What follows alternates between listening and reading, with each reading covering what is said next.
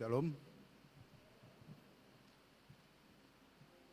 Kita akan masuk ke dalam peribadahan. Kita siapkan hati dan pikiran kita.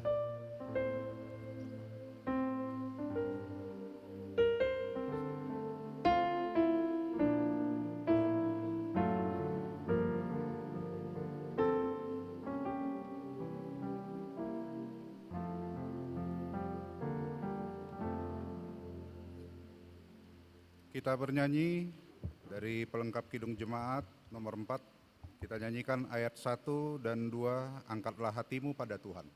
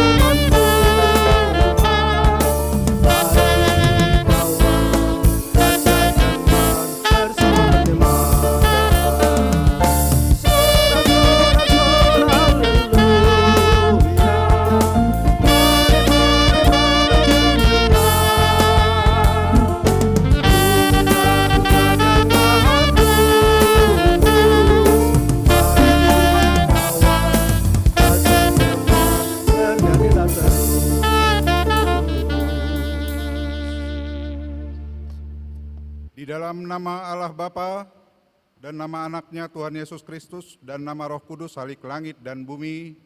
Amin.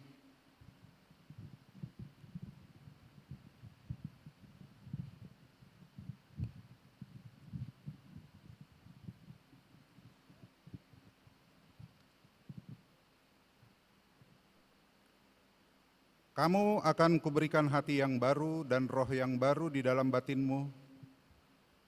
Dan aku akan menjauhkan dari tubuhmu hati yang keras, dan kuberikan kepadamu hati yang taat. Rohku akan kuberikan diam di dalam batinmu, dan aku akan membuat kamu hidup menurut segala ketetapanku, dan tetap berpegang pada peraturan-peraturanku dan melakukannya. Haleluya. Haleluya.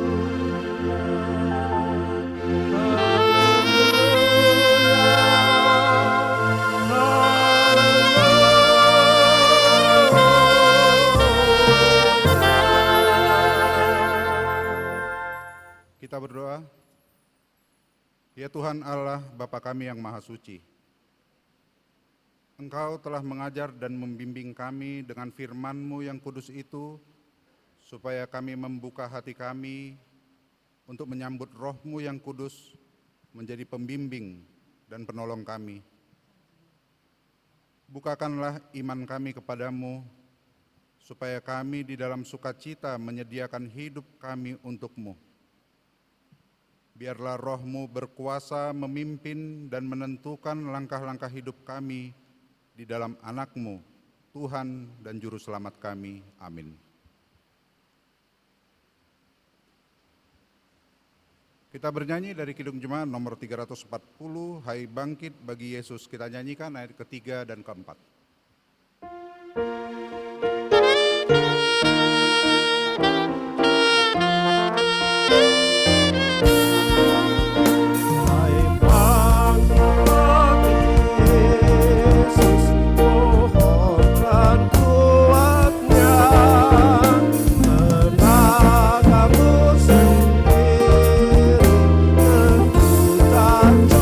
Cukuplah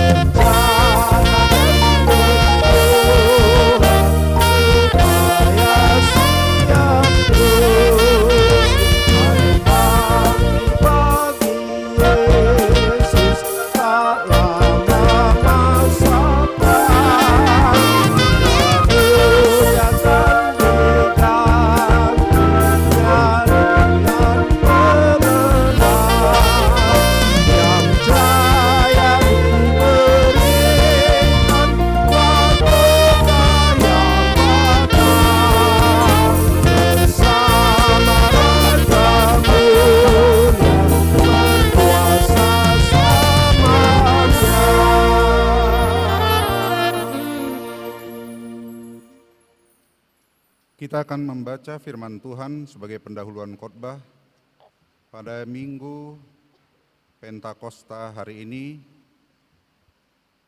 yang terpilih dari Injil Yohanes pasal yang ke-7. Kita akan membaca secara bergantian ayat 37 hingga ayat 39a. Dan pada hari terakhir, yaitu pada puncak perayaan itu, Yesus berdiri dan berseru, "Barang siapa haus, baiklah ia datang kepadaku dan minum. Barang siapa percaya kepadaku seperti yang dikatakan oleh kitab suci, dari dalam hatinya akan mengalir air-aliran air hidup." Yang dimaksudkannya ialah roh yang akan diterima oleh mereka yang percaya kepadanya. Demikian pembacaan firman Tuhan. Berbahagialah setiap orang yang mendengar firman Allah, yang menghayati serta mengamalkannya. Kita bernyanyi dari Kidung Jemaat nomor 235. Ku dengar berkat-Mu turun, kita nyanyikan ayat pertama dan ayat keempat.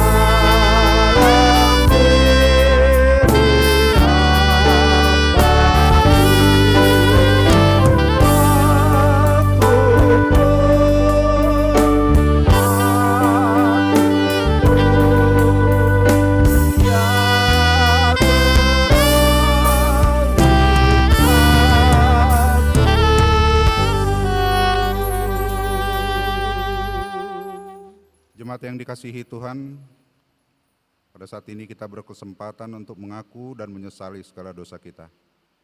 Kita berdoa dalam hati masing-masing.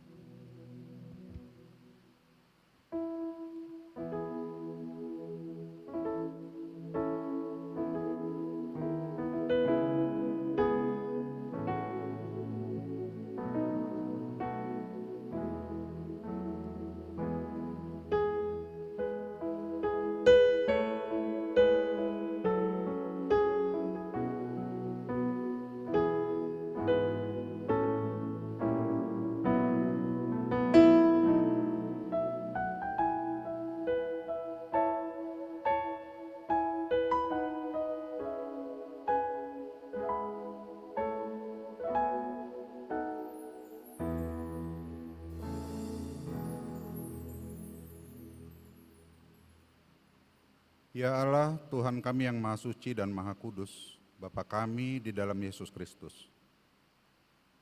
Kami bersyukur kepadamu karena setiap kali kami datang bersembah sujud di hadapan-Mu, kami senantiasa merasa bahagia oleh pengasihan-Mu kepada kami, orang yang berdosa ini. Oleh karena itu kami datang lagi merendahkan diri di hadapan-Mu, memohon keampunan dosa kami, karena kami senantiasa melanggar hukum-Mu seperti domba yang sesat. Kiranya Engkau tidak menutup pintu pengasihan-Mu kepada kami. Terimalah kami menjadi anak-anak-Mu. Karena Engkau tiada berkenan melihat kematian orang fasik, melainkan Engkau menghendaki pertobatannya supaya ia hidup. Ampunilah segala dosa dan kejahatan kami oleh karena kasih Yesus Kristus Tuhan kami. Tetapkanlah kasih sayang-Mu kepada kami, supaya kami merasa bahagia memanggil nama-Mu, sehingga segala perbuatan, kelakuan, dan pikiran kami menjadi kemuliaan nama-Mu yang kudus itu. Amin. Kita dengar janji Tuhan tentang pengampunan dosa. Demikianlah firman Tuhan. Tetapi engkau memberati aku dengan dosamu. Engkau menyusahi aku dengan kesalahanmu. Akulah dia yang menghapus dosa pemberontakanmu oleh karena aku sendiri, dan aku tidak mengingat-ingat dosamu. Dengarkanlah aku, hai kamu yang mengejar apa yang benar, hai kamu yang mencari Tuhan. Pandanglah gunung batu yang daripadanya kamu terpahat, dan kepada lubang penggalian batu yang daripadanya kamu tergali. Segala kemuliaan bagi Allah di tempat yang maha tinggi. Amin.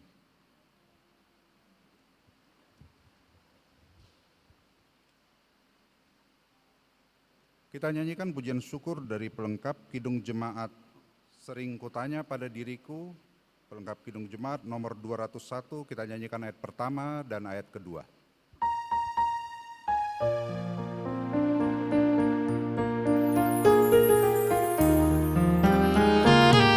Sering kutanya pada diriku, akhir hidupku yang fana, jangan sampai berarti waktu di dunia gemerlap. Dikala hariku makin siang, jiwa terpuruk lemah, cahaya hidup semakin redup, sering meraba mengeluh. Dengarlah Tuhan doa dan keluh, biarku tenang meskipun dalam kemelut. Kala matahari terbit, ketika kadang membelah, apakah sulukku tetap berat menyambut dengan baik? Apakah hatiku tak menentu tinggal dunia yang penuh cepat, atau jiwaku akan menerbang menuju surga yang berat? Lihatlah Tuhan pergumulanku, padamu Tuhan doa dan pengharapanku.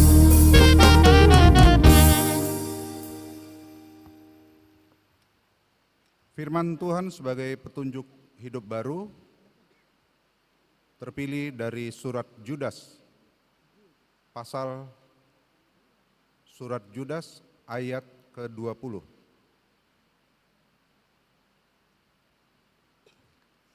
Akan tetapi kamu, saudara-saudaraku yang kekasih,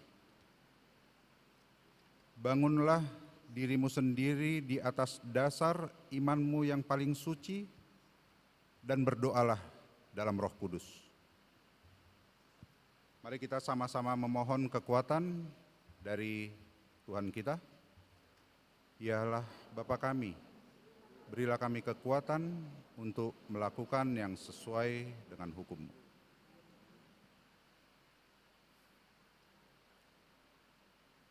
Kita bernyanyi dari Kidung Jemaat nomor 372, Inginkah Kau Ikut Tuhan?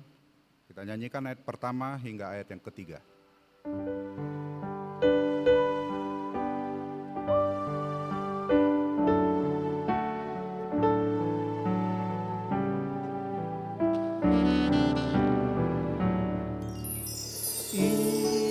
Inginkah kau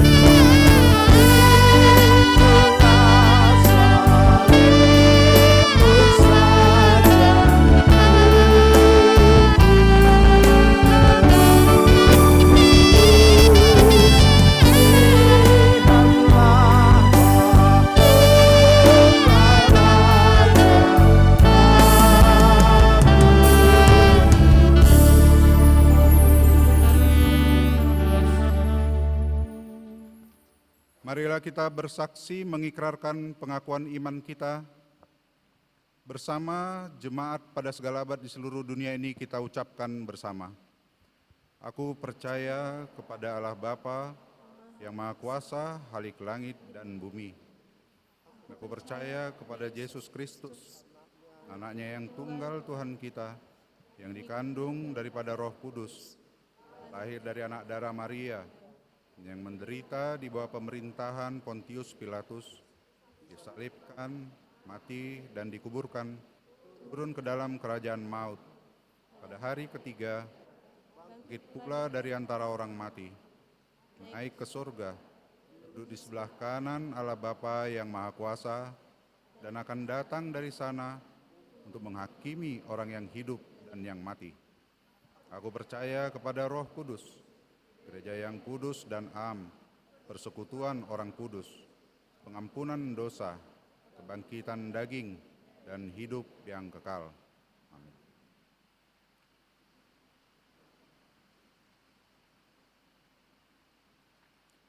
Untuk menyambut sabda Tuhan, kita bernyanyi dari Kidung Jemaat nomor 237, Roh Kudus tetap teguh. Kita nyanyikan ayat pertama sampai ayat yang ketiga.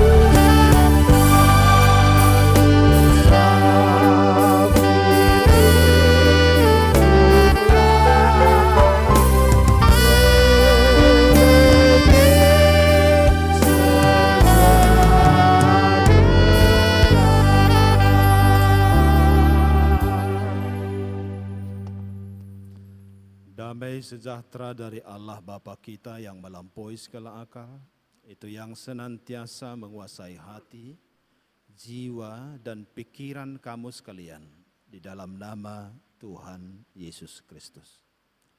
Amin. Shalom, selamat pagi untuk kita semuanya. Minggu kita, Minggu Pentakosta, firman Tuhan menyapa kita dari Roma 8, ayat 8 sampai ayat yang ke-11. Demikian firman Tuhan, saya bacakan untuk kita. Mereka yang hidup dalam daging tidak mungkin berkenan kepada Allah. Tetapi kamu tidak hidup dalam daging, melainkan dalam roh. Jika memang roh Allah diam di dalam kamu. Tetapi jika orang tidak memiliki roh Kristus, ia bukan milik Kristus. Tetapi jika Kristus ada di dalam kamu, maka tubuh memang mati karena dosa, tetapi roh adalah kehidupan oleh karena kebenaran. Ayat 11 kita baca bersama. Dan jika roh Dia yang telah membangkitkan Yesus dari antara orang mati diam di dalam kamu, maka Ia yang telah membangkitkan Kristus Yesus dari antara orang mati akan menghidupkan juga tubuhmu yang fana itu oleh rohnya yang diam di dalam kamu. Demikian firman Tuhan. Berlatar belakang dari janji Tuhan Yesus tentang Roh Kudus kepada murid-muridnya, maka pada satu hari Minggu di akhir bulan Mei tahun 33 terjadilah suatu keanehan besar di salah satu rumah yang terletak di tengah perkotaan Yerusalem, di mana orang-orang percaya 120 orang jumlahnya berkumpul. Ketika itu ada suara angin ribut, kemudian suara itu terjadi di langit dan tiba-tiba turun ke rumah pertemuan itu. Melihat keanehan itu, maka ada banyak orang yang datang berkerumun ke situ, yang tepat pada saat itu orang-orang Yahudi yang saleh dari berbagai bangsa sedang berkumpul di Yerusalem untuk merayakan Pentakosta. Setelah mereka mendekat, lalu mereka melihat ada sekumpulan orang yang berdoa dan lidah-lidah api ada di atas kepala mereka, tetapi rambutnya tidak terbakar. Lalu mereka berbicara dalam bahasa yang bukan bahasanya, tetapi bahasa yang mereka sampaikan itu dimengerti oleh semua orang yang berkerumun di situ. Karena mereka bicara berbahasa sejumlah orang yang datang berkerumun ke tempat itu. Yang sekarang menjadi perhatian kita adalah lidah api itu. Apa artinya lidah api di atas kepala mereka? Lidah artinya berbicara atau bersaksi. Api itu adalah kuasa atau daya. Lidah api itu adalah tanda bahwa Yesus telah memenuhi janjinya yang mengatakan, kamu akan menerima kuasa jika Roh Kudus turun atas kamu dan kamu akan menjadi saksiku. Apakah kuasa Roh Kudus yang diberikan kepada orang percaya hanya untuk menjadi saksi? Ternyata tidak hanya itu. Yohanes pada pasal 14 dan pasal 16 menuliskan ada 6 lagi kuasa yang diberikan. Yang pertama adalah dia akan mengajarkan dan mengingatkan kepada perkataan Tuhan Yesus. Yang kedua, dia akan memberikan pengetahuan tentang Trinitas. Yang ketiga, Dia akan menginsafkan dunia akan dosa. Yang keempat, Dia akan memimpin kamu ke dalam seluruh kebenaran. Yang kelima, Dia yang akan menyertai kamu selama-lamanya. Yang keenam, Dia akan memberikan sukacita, mengubah duka citamu menjadi sukacita, atau Dia yang akan memberikan penghiburan. Itulah 6 lagi yang dituliskan oleh Injil Yohanes. Paulus juga banyak menuliskan tentang kuasa roh dalam surat-suratnya, terutama dalam Roma pasal 8 ini. Disinilah Paulus menegaskan bahwa dari sisi kita manusia tidak mungkin kita mengetahui apa kehendak Allah. Hanya roh Allah yang mengetahui keinginan Allah. Oleh karena itu, roh itulah yang diturunkannya, dicurahkannya kepada orang percaya, supaya orang percaya mengetahui bagaimana berdoa, bagaimana mengetahui kehendak Allah, dan bagaimana kita mengenal Allah dalam kehidupan kita. Oleh karena itu, Roh Kuduslah yang menuntun dan mengajar supaya kita bisa mengetahui kehendak Allah. Roh Kudus yang mengajari kita bagaimana memuliakan Tuhan dalam hidup kita. Bahkan dalam Rom 8 disebutkan Roh Kudus yang mengajar kita bagaimana seharusnya berdoa kepada Tuhan. Konteks khotbah kita hari ini berbicara mengenai situasi di jemaat Roma. Pada waktu itu Roma dipandang sebagai pusat peradaban dunia. Roma adalah kota metropolitan. Sebagaimana kita tahu semuanya, ciri kota metropolitan bahwa perilaku penduduknya pasti macam-macam. Demikian di Roma, perilaku penduduknya bermacam-macam. Di situ ada perilaku siang dan malam, perilaku hidup gelap dan terang. Di mana-mana tersedia fasilitas untuk memuaskan hawa nafsu, kenikmatan-kenikmatan dunia, dan segala jenis-jenis kemabukan. Dulu kategori mabuk yang kita tahu adalah miras, seks, narkotik, judi. Sekarang kategori mabuk tambah mabuk agama, mabuk skater, mabuk game online, dan lain-lain semuanya. Yang ingin ditekankan di sini bahwa soal ciri masyarakat metropolitan ini sebetulnya ini adalah soal yang biasa. Kita tidak bisa pungkiri beginilah ciri masyarakat metropolitan. Tapi yang menjadi masalah di tengah-tengah jemaat itu adalah ketika warga jemaat itu juga terlibat di dalamnya. Bahkan menjadi pelaku, bahkan menjadi pengusahanya. Saya teringat 27 tahun yang lalu ada satu pagaran gereja kita ini di Bandar Baru yang pelayan dan jemaatnya rata-rata terlibat sebagai pelaku dan pengusaha ekonomi pelacuran. Coba Anda bayangkan persembahannya. Uang itulah digunakan untuk operasional pelayanan gereja. Jadi inti yang mau saya sampaikan di sini adalah orang-orang yang tergabung ke dalam jemaat Roma ini adalah orang yang campur baur, corpus permixtum.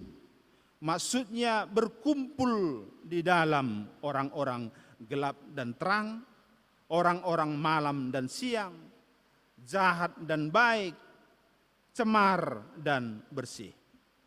Karena itu timbullah pertanyaan, siapa yang disebut milik Kristus? Siapa yang disebut jemaat Kristus?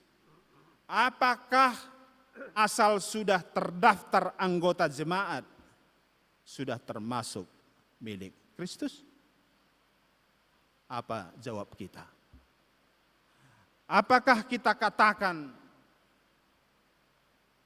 tidak tergantung kepada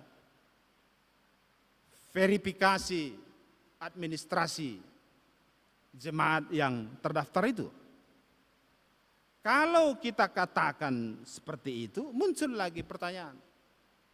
Bukankah semua jemaat ini sudah dibaptis, bahkan sudah sidi? Bukankah baptis dan sidi itu adalah tanda seseorang itu Kristen dan menjadi milik Kristus? Apalagi jawab kita tentang ini?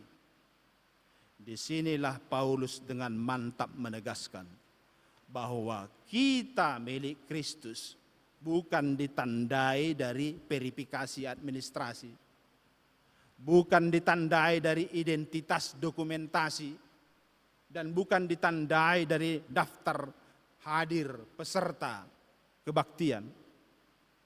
Semua memang itu perlu, tapi bukan itu sebagai pertanda. Yang menjadi pertanda adalah buahnya. Tuhan Yesus katakan, pohon dikenal dari buahnya. Kalau Yesus pokoknya, kita rantingnya, buahnya pasti dikenal. Disinilah timbul lagi pertanyaan. Mengapa kita yang sudah jadi jemaat, sudah baptis, sidi, ibadah, tiap minggu mengaku percaya, tapi masih tetap belum berbuah? Rahasia inilah yang dibukakan Paulus dari teks khotbah kita hari ini. Sekarang mari kita perdalam teks kita ini. Yang pertama ayat 8. Perhatikan Alkitabmu. Mereka yang hidup dalam daging tidak mungkin berkenan kepada Allah. Apa artinya hidup dalam daging? Hidup kita ini pasti ada fondasinya, ada gantungannya. Setiap orang berjalan, bergerak, bertindak, itu pasti menurut fondasi hidupnya. Atau dengan perkataan lain begini, hidup ini ada yang mengendalikannya. Setiap orang dikendalikan oleh siapa yang menunggangi hatinya. Manusia ini ibarat kuda. Jalan kuda ditentukan oleh penunggangnya. Demikian juga manusia. Arah jalan hidup manusia ditentukan atau bergantung kepada siapa yang menunggangi hatinya. Dosa atau iman. Jika dosa penunggangnya, maka hidupnya dikendalikan oleh dosa. Menjadi hamba dosa. Dan itulah yang disebut hidup dalam daging. Jadi, mengapa dikatakan hidup dalam daging tidak mungkin berkenan kepada Allah? Karena hidup dalam daging itu adalah produk atau buah dosa. Dan dosa itu adalah musuh Allah. Karena dosa yang mengakibatkan manusia memberontak, membelakangi, menolak dan melawan Tuhan. Dan dosa yang mendorong orang supaya hidup menuruti hawa nafsu dan keinginan-keinginannya. Oleh karena itu Allah tentunya pasti anti dengan dosa. Menolak dosa sama sekali. Itu maka disebutkan di sini, hidup dalam daging tidak berkenan, pasti tidak berkenan kepada Allah. Ayat 9a, tetapi kamu tidak hidup dalam daging, melainkan dalam roh. Jika memang roh Allah diam di dalam kamu. Ini menarik sekali. Diamnya roh di dalam kamu bukan karena kamu, melainkan karena roh itu sendiri yang berkenan diam di dalam kamu. Ingat perkataan Tuhan Yesus mengatakan, kamu akan menerima kuasa jika Roh Kudus itu turun atas kamu. Jadi inisiatif turunnya roh atas kita, itu adalah inisiatif roh itu sendiri. Bukan inisiatif kita. Dan bukan karena usaha-usaha perjuangan kita. Lalu apa tujuan roh itu diam di dalammu? Jawabnya adalah untuk menggantikan si penunggang hatimu. Supaya yang menunggang hatimu bukan dosa lagi, melainkan roh. Dan itulah yang disebut dengan iman. Jadi iman itu adalah roh atau kuasa Allah yang dicurahkan untuk menunggangi hati kita, sehingga iman itu sendiri yang menggerakkan orang yang ditungganginya supaya hidup dalam kehendak Allah. Itu sebabnya maka disebutkan dalam Galatia 3 ayat 25. Iman itu datang dari atas menjadi penuntun bagi kita. Jadi ketika iman sudah datang, yang menuntun kita bukan dosa lagi, tetapi yang menuntun kita adalah iman. Jadi iman inilah yang mendorong, yang menuntun kita melakukan hal-hal yang berkenan kepada Allah. Iman inilah yang mendorong kita supaya senantiasa beribadah kepada Tuhan. Iman ini mendorong kita untuk melakukan segala hal yang baik, melakukan kebenaran-kebenaran. Ada ilustrasi pasti kita tahu semuanya mengenai kumbang versus lalat. Kumbang itu penciumannya untuk yang harum-harum dan yang baik-baik saja, yang bagus, yang bersih-bersih saja. Tapi lalat penciumannya hanya untuk yang bau dan yang kotor-kotor saja. Memang sudah begitu hidupnya, sudah begitu ditentukan. Kira-kira begitulah antara iman dan dosa. Iman itu sifatnya hanya untuk memuliakan Tuhan saja. Untuk yang baik-baik saja. Untuk yang berkenan kepada Allah saja. Tapi dosa sifatnya itu adalah untuk yang jahat-jahat saja. Untuk menolak atau menentang Allah saja. Untuk melakukan segala sesuatu yang dikehendaki oleh dosa. Dosa itu adalah daya atau kekuatan yang diberikan oleh iblis supaya oleh kekuatan itu orang semua didorong untuk melakukan keinginan-keinginan iblis. Jadi iman inilah yang melegitimasi kita menjadi milik Kristus. Iman ini yang melegitimasi kita menjadi anak-anak Abraham, menjadi pewaris kerajaan Allah, menjadi orang-orang yang diselamatkan dan beroleh hidup yang kekal. Itu sebabnya maka Alkitab berulang-ulang katakan, keselamatan hanya oleh iman. Sola fide. Itu sebab maka dikatakan pada ayat 9b, jika orang tidak memiliki roh Kristus, ia bukan milik Kristus. Sekarang ayat yang ke-10, mari kita baca ayat 10 bersama-sama. Kita mulai. Tetapi jika Kristus ada di dalam kamu, maka tubuh memang mati karena dosa, tapi roh adalah kehidupan oleh karena kebenaran. Nah, apakah setelah kita beriman, maka dosa itu lenyap? Apakah setelah menjadi milik Kristus, maka dosa itu tidak ada lagi dan kita tidak berdosa lagi? Perhatikan ini. Meskipun kita sudah ditebus, namun status kita tetap orang berdosa. Sekaligus orang yang ditebus. Jadi jangan pernah di hadapan Allah kau menganggap dirimu sudah kudus. Di hadapan Allahnya kita sudah ditebus. Itu misteri Allah lah itu. Tapi di hadapan Allah kita ini status kita adalah orang berdosa.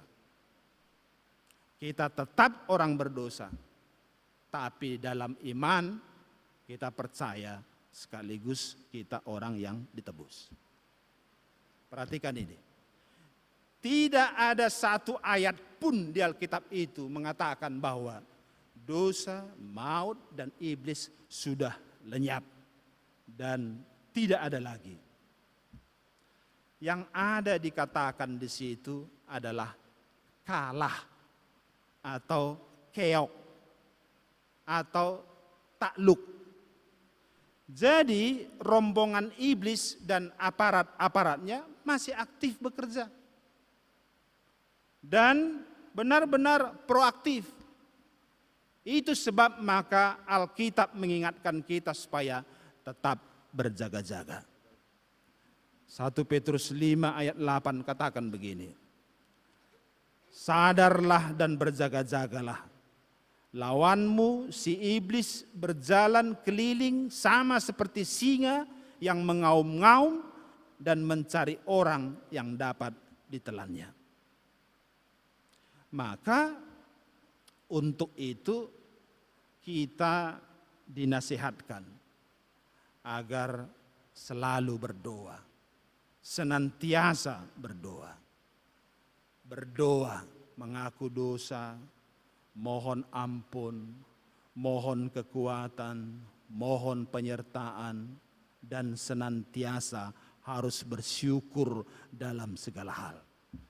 Itu yang harus menjadi nafas rohani kita. Di ayat 10 ini disebutkan begini. Jika Kristus ada di dalam kamu, maka tubuh memang mati karena dosa, tetapi roh adalah kehidupan oleh karena kebenaran. Perhatikan di situ kata roh. Kata roh di situ ditulis huruf kecil. Itu berarti roh kita. Kalau roh Tuhan ditulis huruf besar. Ini bahasa rohani. Arti tubuh dan roh di sini adalah keinginan-keinginan. Jadi jika Kristus ada di dalam kita, maka keinginan tubuh harus dimatikan. Sedangkan keinginan roh, huruf kecil ya, roh harus dihidupkan dengan cara melakukan kebenaran. Pertanyaannya, apakah kebenaran itu? Jawabnya firman Yesus Kristus. Ayat yang ke-11 kita baca bersama-sama, kita mulai. Dan jika roh Dia yang telah membangkitkan Yesus dari antara orang mati diam di dalam kamu, maka Ia yang telah membangkitkan Kristus Yesus dari antara orang mati akan menghidupkan juga tubuhmu yang panah itu oleh rohnya yang diam di dalam kamu. Ini tentang kebangkitan. Paulus menganut dua kebangkitan, yaitu kebangkitan sekarang dan kebangkitan yang akan datang. Kebangkitan yang sekarang menentukan kebangkitan yang akan datang. Kalau sekarang kita sudah bisa bangkit hidup menurut kehendak Tuhan, maka kita akan menerima kebangkitan yang sempurna pada akhir zaman. Tetapi kalau tidak, maka tentu terjadi sebelumnya. Jadi jika dalam kehidupan sekarang ini kita tidak mengalami kebangkitan meskipun kita sudah jadi jemaat Kristus, artinya tidak ada perubahan karakter, tidak ada bedanya sebelum dan sesudah menjadi milik Kristus,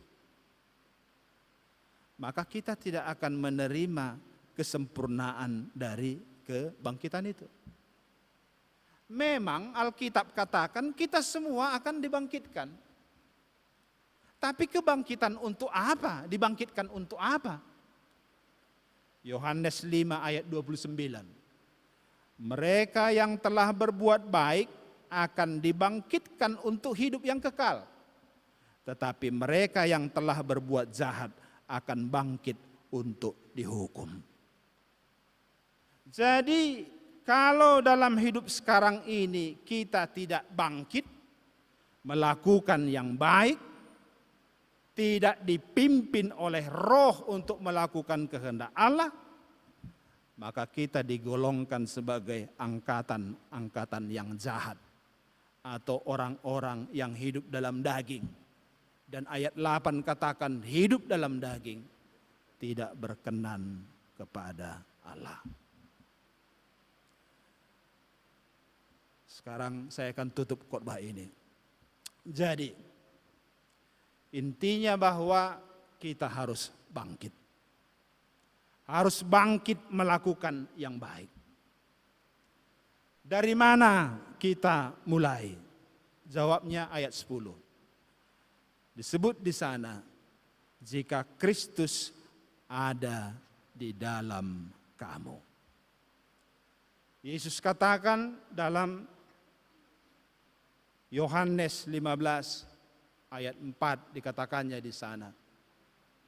Di luar Kristus kita tidak dapat berbuat apa-apa. Jadi ada 4 tindakan yang harus kita lakukan agar kita bisa mengalami kebangkitan atau perubahan menjadi yang lebih baik. Yang pertama, persembahkanlah atau serahkanlah hidupmu kepada Tuhan. Kalau disebutkan serahkanlah hidupmu, di dalamnya sudah termasuk keluhan-keluhanmu, pergumulanmu, penderitaanmu, tangisanmu, kesedihanmu, termasuk sukacitamu. Tuhan tidak minta uangmu loh, tapi Dia minta hidupmu. Dan hidupmu itu tidak diminta hanya satu sisi saja, satu aspek saja, tapi seutuhnya ikut dengan semua pergumulan-pergumulan dan penderitaan-penderitaanmu. Serahkan kepada Dia apa saja keluhan-keluhanmu. Yang kedua, percayakan hidupmu kepada Dia. Percayakan bahwa Dia akan memimpin hidupmu. Lalu yang ketiga, baca Alkitabmu.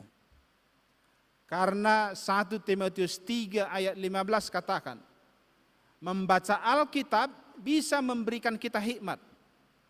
Membaca Alkitab akan menunjukkan kepada kita jalan mana yang harus kita tempuh. Membaca Alkitab akan menuntun kita kepada keselamatan. Dan membaca Alkitab akan memberikan kita kekuatan dan pimpinan-pimpinan Tuhan. Lalu yang keempat, bersyukurlah, mengucap syukurlah dalam segala hal. Ini senjata paling ampuh. Saudara-saudari tahu, musuh yang terbesar dalam hidup kita bukan setan, tapi hawa nafsu kita sendiri. Itu sebabnya maka Galatia 5 ayat 24 katakan, kalau kamu sudah milik Kristus, salibkan hawa nafsumu. Bagaimana caranya menyalibkan hawa nafsu itu? cara yang paling ampuh adalah mengucap syukur dalam segala hal. Apa yang sudah diberikan Tuhan kepadamu, ucapkan syukur. Syukuri ini. Jangan kau tilik-tilik yang tidak ada di sini. Yang ada ini, syukuri dalam segala hal. Apapun yang terjadi, termasuk sakit penyakit, bersyukurlah dalam segala hal. Itu senjata yang diberikan Tuhan supaya kita bisa memiliki penguasaan diri dan kita bisa menolak segala godaan-godaan hawa nafsu ini. Amin. Mari kita berdoa. Bapa di sorga, kami bersyukur dan berterima kasih atas waktu dan kesempatan ini. Tuhan berikan kepada kami bisa menelaah sedikit perkataan-perkataan-Mu dari kitab suci. Dan apa yang boleh kami telaah pada saat ini, Tuhan kiranya memberkatinya. Supaya perkataan-perkataan kitab suci-Mu ini menjadi firman, menjadi kekuatan, menjadi pendorong di dalam kehidupan kami. Sehingga kami memiliki tuntunan dan panduan dalam kehidupan kami ini. Kami sungguh bersyukur dan berterima kasih atas kasih-Mu yang besar, memberikan kepada kami tuntunan-Mu, yaitu Roh Kudus-Mu, Allah yang diam di dalam hati kami, yang diam di dalam diri kami, sehingga kami memiliki iman, dan iman itu menjadi panduan dan penuntun sehingga kami bisa mengetahui apa yang berkenan kepadamu. Ya Tuhan, kami tahu bahwa iman kami ini penuh dengan tantangan-tantangan. Karena iblis dan semua aparat-aparatnya akan selalu menggoncang kami supaya iman kami runtuh. Oleh karena itu ya Tuhan, tolong pimpin dan berikan kami senantiasa kekuatan supaya kami tetap memiliki iman yang kuat, iman yang teguh, dan kami bisa setia sampai akhir, sampai ajal menjemput kami. Terima kasih ya Bapa di sorga pada kesempatan ini. Engkau tahu ya Tuhan, dari antara kami ini, masing-masing pribadi memiliki pergumulan. Ada hal-hal yang kami pikirkan atau yang terselip dalam hati kami, yang ingin kami curahkan dan sampaikan kepadamu. Ya Bapa, pada saat ini dengarkan semuanya, keluhan-keluhan kami, dengarkan seruan kami, dengarkan permohonan kami. Apapun yang ada sekarang yang mendesak untuk kami sampaikan, untuk kami curahkan kepadamu, Bapa kiranya yang mendengarkan dan menolong kami satu persatu. Berkati kami, lindungi kami, berikan kepada kami masa depan yang baik. Tuhan kiranya yang memelihara hidup kami, keluarga kami, baik yang di kampung maupun yang ada bersama kami, yang jauh. Tuhan kiranya semuanya menyertai dan melindungi kami. Terima kasih ya Tuhan, kami serahkan hidup kami ke dalam tangan-Mu. Pimpin dan tuntunlah kami senantiasa. Dalam nama Yesus Kristus kami berdoa dan berterima kasih kepadamu. Amin. Kita bernyanyi.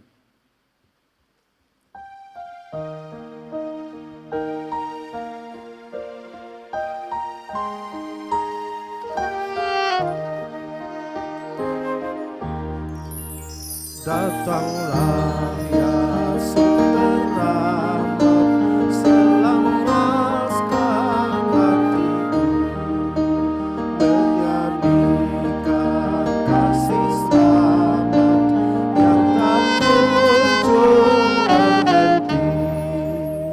Ajar aku mana indah surgamu.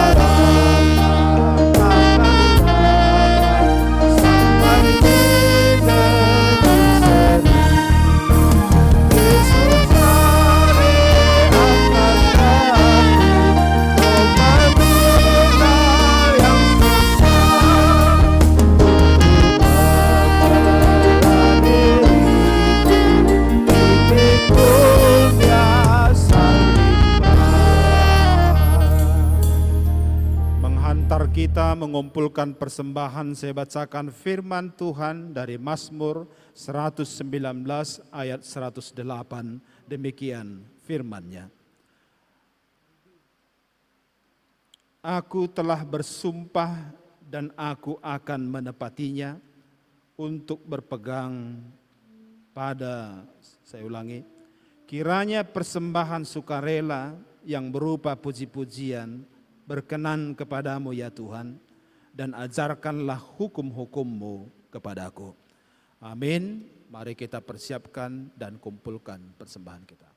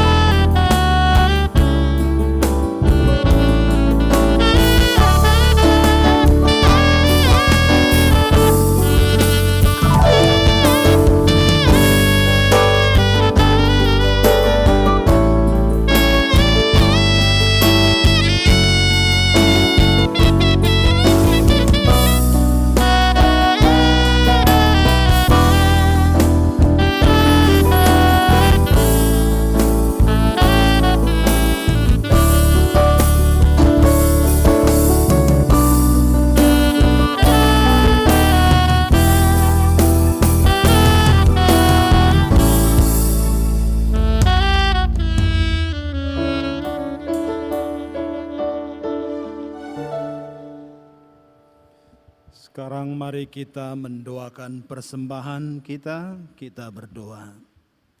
Ya Allah Bapa kami yang ada di sorga, Engkaulah sumber segala berkat dan rahmat.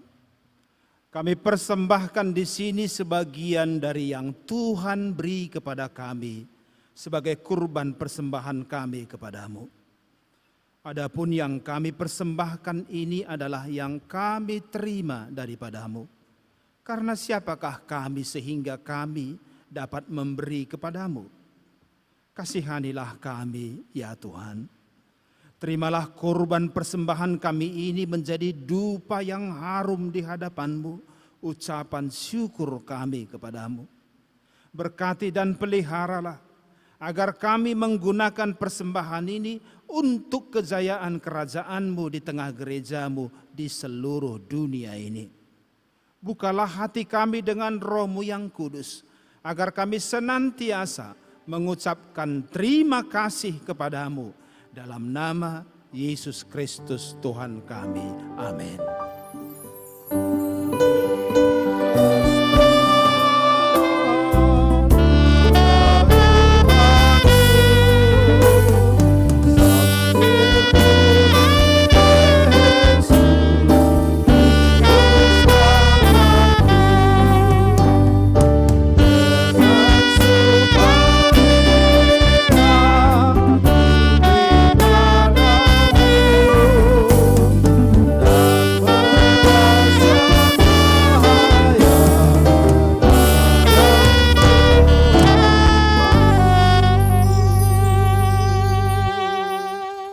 Bapa kami yang di sorga, dikuduskanlah namamu, datanglah kerajaan-Mu, jadilah kehendak-Mu di bumi seperti di sorga.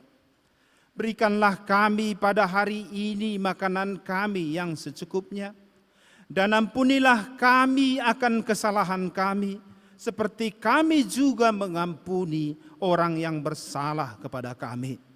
Dan janganlah membawa kami ke dalam pencobaan, tetapi lepaskanlah kami daripada yang jahat.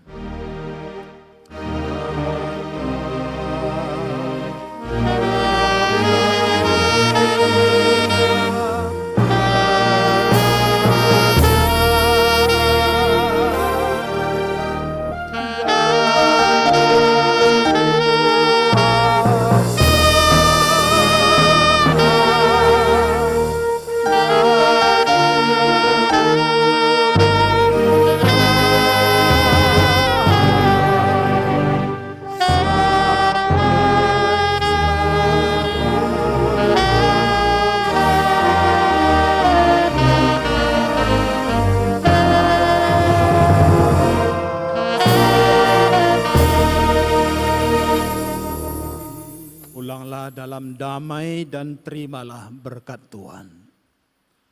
Tuhan memberkati engkau dan melindungi engkau. Tuhan menyinari engkau dengan wajah-Nya dan memberi engkau kasih karunia.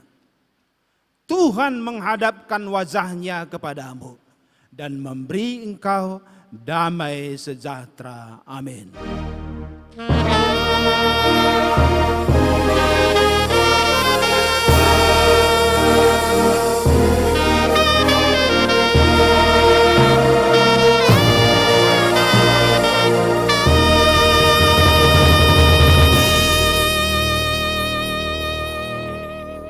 Amin. Selamat hari Minggu. Shalom. Horas untuk kita semuanya.